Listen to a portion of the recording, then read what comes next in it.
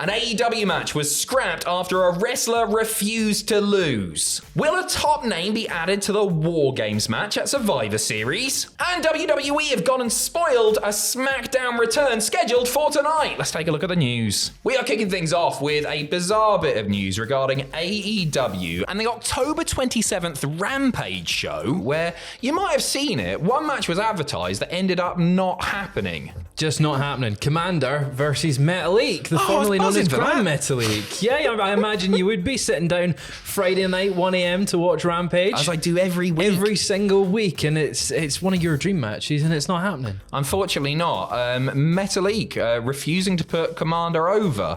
Metalik still worked Collision for a few days later, but it's noted here in the Observer that can't have helped his standing in AEW. Now, it's worth noting that they had a match just before. The previous week on Ring of Honor. Yeah, on Honor Club. It was a match between them. It went less than 5 minutes with Commander going over. So, pure speculation on it.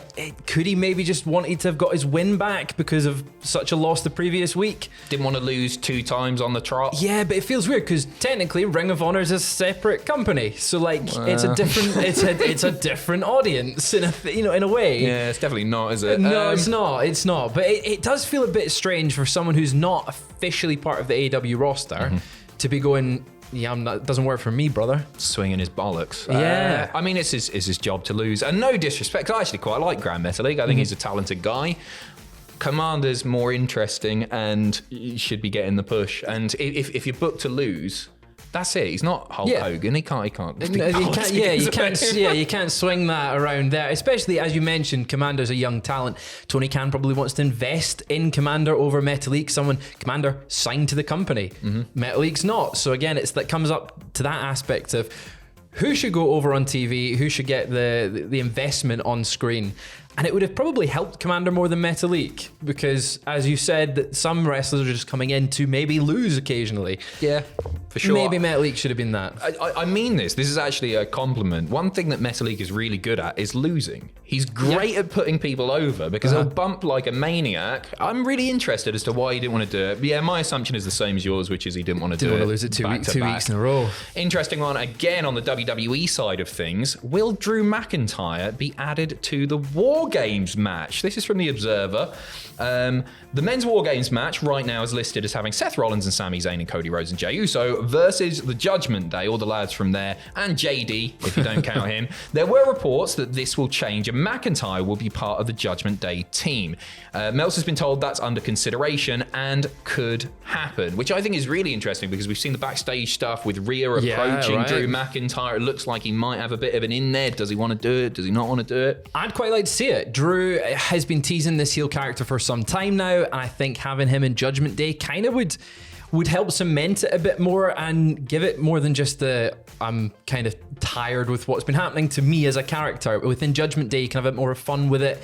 And I think he's probably got a lot of chemistry there with Damian Priest and Finn Balor in the past, and also mentoring Dominic. Yeah, for sure. It's interesting you mentioned Damian Priest because I think Damian Priest is the one that you take out of there because there's been numerous reports about Damian Priest, send your money in the bank, getting a bit of a babyface run in the future, maybe being pushed to the main event level. I would swap one for t'other. You could have a lot of tension in that match itself.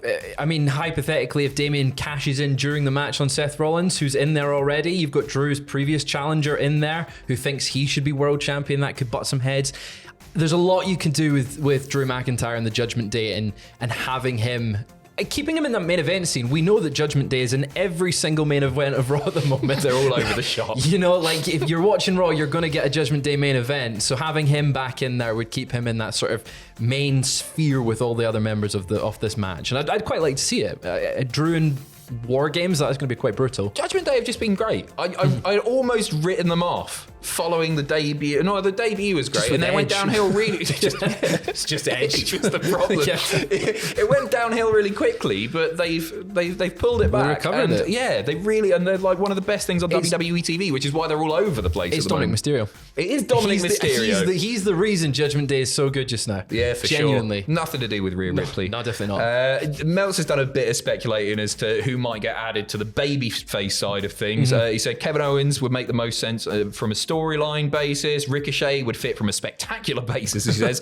but he's questionable, obviously, because of the possibility of a concussion. He got rocked in that four-way match on Monday Night Raw. Bronson Reed would be an unpredictable pick who would benefit from a main event. That'd be nice to see him in there. Yeah, it would be cool to see him in there, but I think if you're going to have all these other main event level talents, it's two people for me. Either Kevin Owens makes sense with the history with Sami and everyone else in the match, or LA Knight. Have him in the match.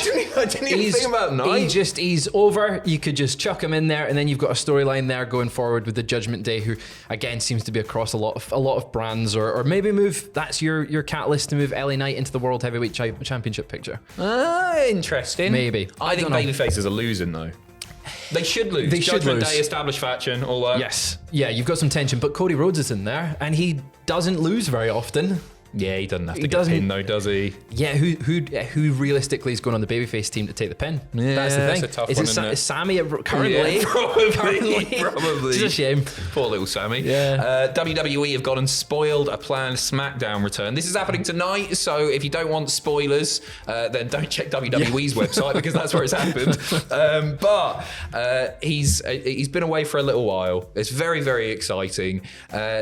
He's been added to the events page. He's not on like the homepage or anything like that. They're not touting this. He's just on the little buy tickets link. Yeah. AJ Styles. It looks like he's going to be back tonight. It was reported by Meltzer just a few hours ago that it looks like he could return tonight. WWE have gone and balled it up and said that AJ is on his way back. What do you see him doing? What do you want to see him do? I mean, obviously last time we saw him was stuff with the Bloodline. Maybe that leads AJ Styles versus Reigns at Rumble. That feels like a big money match that they can build the show around. If Reigns is even going to appear at Rumble. We don't know these days. But I think AJ Styles maybe in Solo Sikoa would be quite a fun one to kickstart it.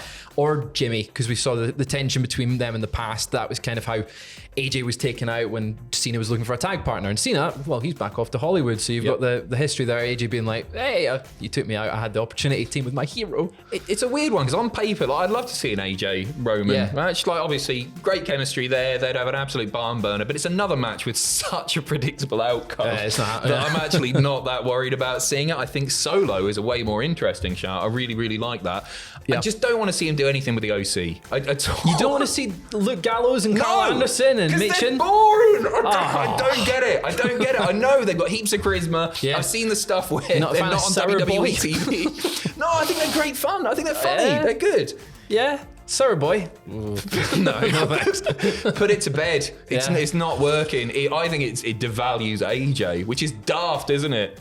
I think, he's not been as prominently featured when he's had the OC around, I guess, because it's like, oh, well, they're a tag team, and Luke Gallows and Carl Anderson aren't quite on his level, but maybe going in, again, I'm going back to that Rumble thought I had of him versus Roman. You've got Solo and Jimmy versus the OC while AJ takes on Reigns, but what will AJ? Maybe going into the War Games match. Maybe he's that extra member. It'd be weird on SmackDown. That's a nice shout as well. Bringing him back in there, but again, it makes more sense for me to have him back with the Bloodline rather than doing something with Judgment Day. Yeah. We are finishing off with some really heartwarming, lovely news. We want to say congratulations to Carmela and Corey Graves. They've just announced the birth of their child. He's a boy. He's called Dimitri. Mm-hmm. She was in labour for 60 hours. What a worker. Yeah. That sounds horrible. don't envy her in any sense, but really lovely to hear that they've got a wee baby boy. I did like in Observer, though, Meltzer, like, summarising it as if he was a fighter. It's like 60 hours of labour. What did he say? He weighs 8 pounds, 21 inches. 21 inches. Thanks, Dave. That one came from the Observer. I mean, it's fantastic news for beautiful Carmela photo. and You Corey can see it Graves. behind us now. Like, massive congratulations and serious props to Carmela because that is absolutely bonkers. Rather her than me. That's it for your wrestling news for the day. Fraser and Sam will be back tomorrow with more wrestling news. You can stay tuned for the podcast tonight, and then we got a lovely week of we got a documentary going up on Sunday. A couple of lists going up as well. So keep an eye on the channel. Take care of yourselves. Enjoy your weekend. See you in a bit.